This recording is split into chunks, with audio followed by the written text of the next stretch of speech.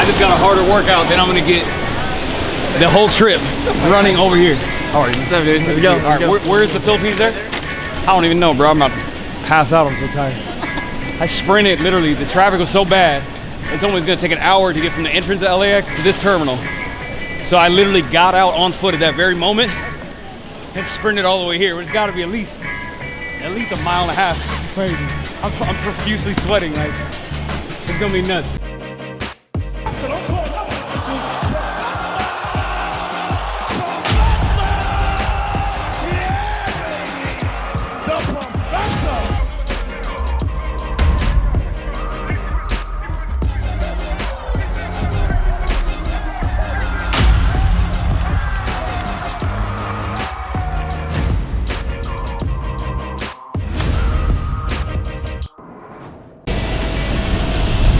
I can't even tell you how many flights been like sweating bullets on, like just trying to barely make it.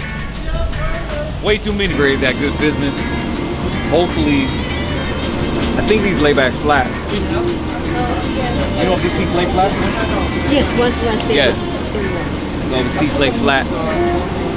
Needed that bad too, because as soon as we get there, it's gonna be 5:30 in the morning, and they told us all we have time to do is like go set our bags in the hotel, and then we have to go to the event. So that's brutal. That was one of the reasons I upgraded first class at the last second.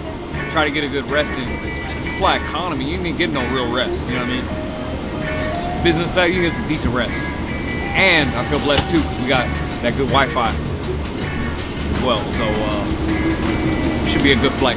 Glad we made it. Manila, we'll see you soon.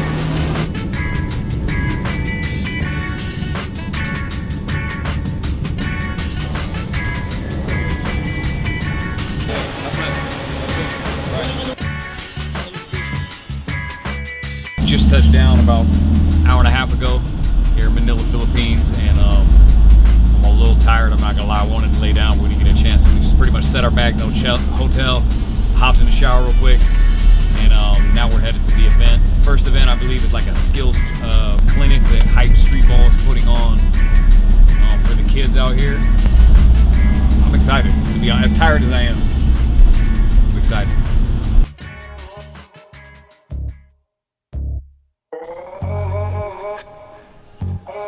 All the kids were already there early, you know, to get into the clinic, and off top, you know, they wanted pictures, autographs, ask a bunch of questions. I was just happy, like, hey, you know, people are here to support. I'm glad that I can meet these people in person and interact with them, and then, you know, watch them train with Hype Streetball.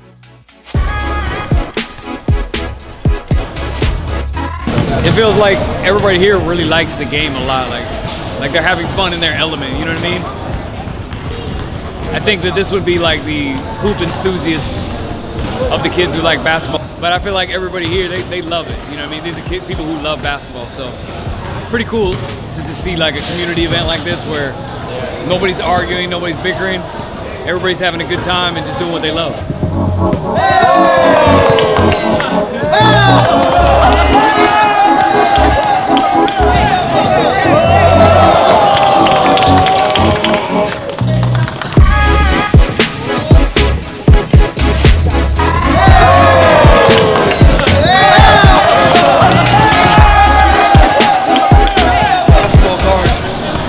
Actually, I've had 2 basketball cards in my career. Panini one, and then this one. This is like a Beckett magazine, like 2003. I cannot believe it still has this right now. Very cool. Very cool. So kid actually still had one of those, and he wanted me to sign it in person. I just thought that was really cool. Appreciate it. For my YouTube channel, I love doing campaign deals, and I love doing collaborations with other YouTube channels and entities. So this was a combination of both. I thought the Olympics did a great job in selecting Hype Streetball as the crew that I was to collab with on this. Kids in the Hype, everybody enjoyed. Everybody enjoyed the event, and it's not just like a tryouts, but it's a tryout with professor watching. So everyone's like, I have to be good in my move because he's watching. Streetball legend started everything. He said we have to go. I'll see you in the next one. Yeah, man. see you a little bit. See you Okay. next one. All right.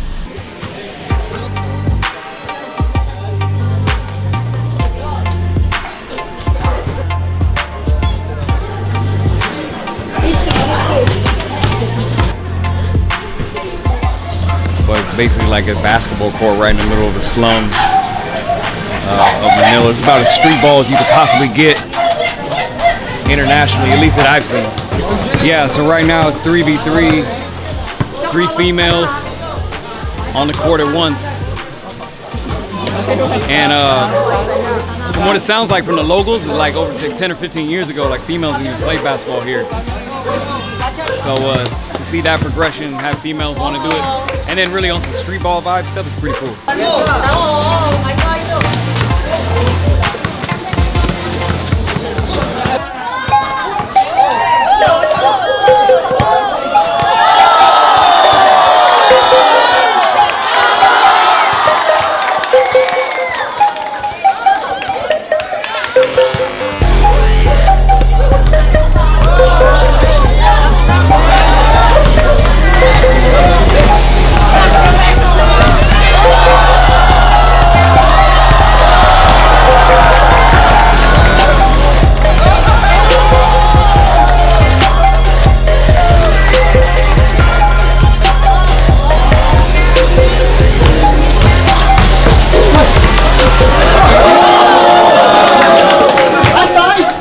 So basketball in the Philippines is huge, and you totally wouldn't think so, right? I mean, the reason we were out on this trip to begin with was to highlight the irony of the popularity of basketball in this country.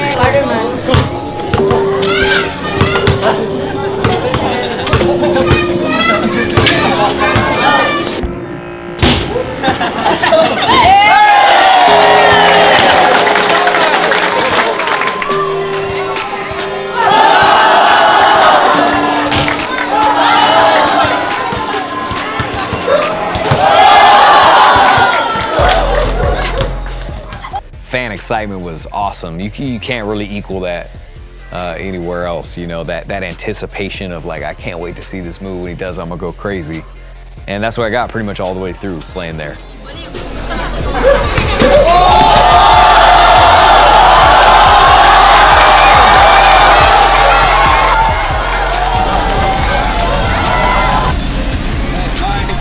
All right, bye.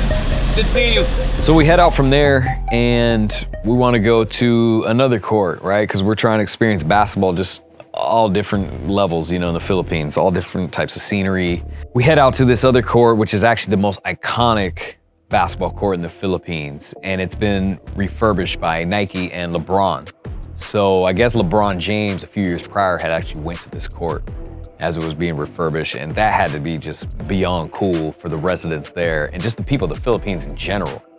So we wanted to see what the court was all about. Like, basketball was just immersed in this community. There was 2 courts and all the homes were just surrounding the court. So you can imagine people are probably bouncing a basketball like all hours of the night, all hours of the day. And it wasn't even a complaint, like people just embraced it. So right now we're on the roof of the Tenement housing projects. It's 8 stories high.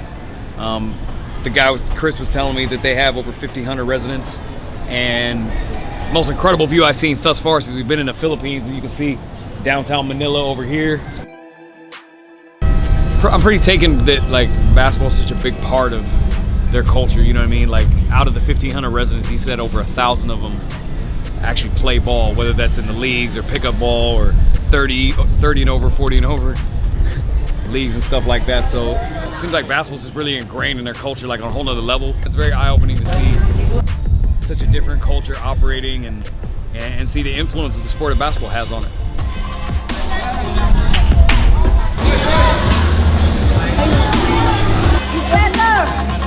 I love professor. But now it's time to actually experience it at ground level. We're gonna get some 3-on-3 in. You guys ready, Phil? Let's go. Let's go.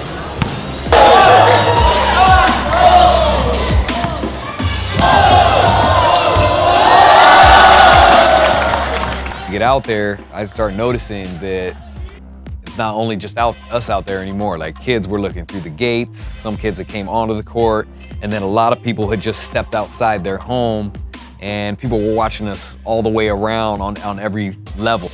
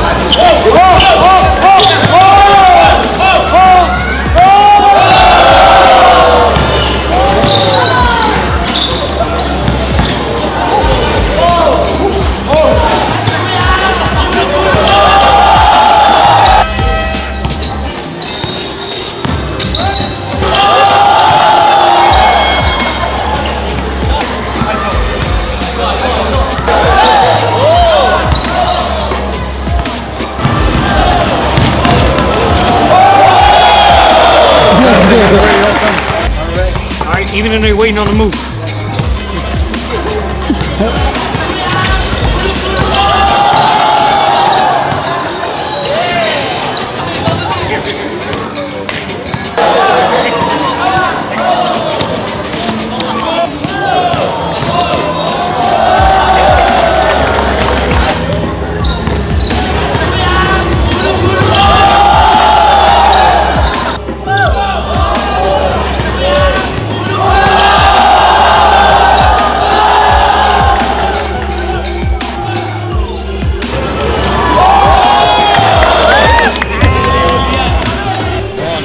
Funny enough, we came to LeBron James court and I was like, these feel amazing. Real talk, these feel amazing. Like these were really comfortable and dope. Oh, you didn't plan it? And I didn't plan it. I just happened to wear the LeBrons on the day we're at the LeBron James court. So. Shout out to LeBron, LBJ. So to wrap it up here, we had a great time checking out the Tenement project buildings, the world famous LeBron James court. We met the people, we found out the history, found out how big basketball was to them and their culture. Even mixed it up on the court, had to stay handle ready. It's a good time. The takeaway from the Philippines was just that it was really dope to see the evolution of basketball in the country. You know, starting from what we did with N1 and seeing how it's progressed all the way up to current day. You know, now we plan at GlobalHooper. And then I would love to come back at some point in the future and to see the game have evolved, you know, even more, and hopefully to inspire some other players or another player to do something even bigger than I have, or even to make the NBA one day. On the next episode of Global Hooper.